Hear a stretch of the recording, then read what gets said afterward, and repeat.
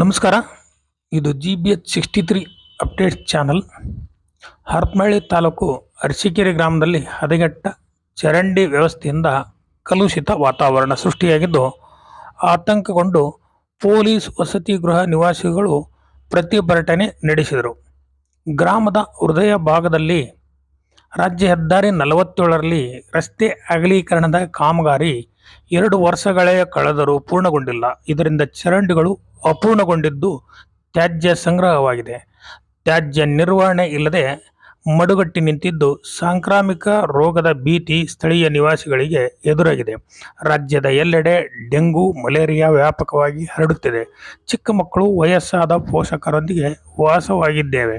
ವಸತಿ ಗೃಹದ ಬಳಿಯಲ್ಲಿ ಸಂಗ್ರಹವಾದ ಚರಂಡಿ ನೀರು ದುರ್ವಾಸನೆಯಿಂದ ಬೀರುತ್ತಿದೆ. ತ್ಯಾಜ್ಯಗಳಿಂದ ತುಂಬಿರುವ ಚರಂಡಿಯು ಸೊಳ್ಳೆಗಳ ಉಗಮ ಸ್ಥಾನವಾಗಿದೆ. ತಿಂಗಳುಗಳಿಂದ ಸಂಗ್ರಹವಾದ ಕೊಳಚೆಯಿಂದಾಗಿ ಮಕ್ಕಳು ಶಾಲೆಗೆ ಮುಕ್ತವಾಗಿ ಓಡಾಡಲು ಸಾಧ್ಯವಾಗುತ್ತಿಲ್ಲ. ಕೂಡಲೇ ಚರಂಡಿ ವ್ಯವಸ್ಥೆ ಕಲ್ಪಿಸಿ ಸ್ವಚ್ಛತೆ ಕಾಪಾಡಬೇಕು ಎಂದು ಪೊಲೀಸ್ ವಸತಿ ಗೃಹದ ನಿವಾಸಿಗಳು ಆಗ್ರಹಿಸಿದ್ದಾರೆ.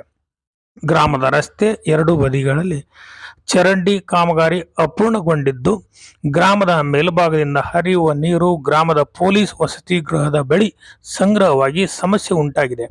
ಮುಂಭಾಗದಲ್ಲಿ ಬಸ್ ನಿಲ್ದಾಣ ಇರುವುದರಿಂದ ನಿತ್ಯ ಸಾವಿರಾರು ಜನರು ಮೂಗು ಮುಚ್ಚಿಕೊಂಡು ಆತಂಕದಲ್ಲಿ ಸಂಚರಿಸುವಂತಾಗಿದೆ.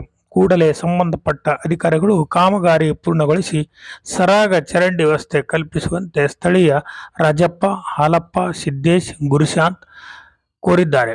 ಇದು GBH 63 update channel. Please subscribe my channel, share and like. ವರದಿ ಮಹೇಶ್, ಅರಸೀಕೆರೆ. ನಮಸ್ಕಾರಗಳು.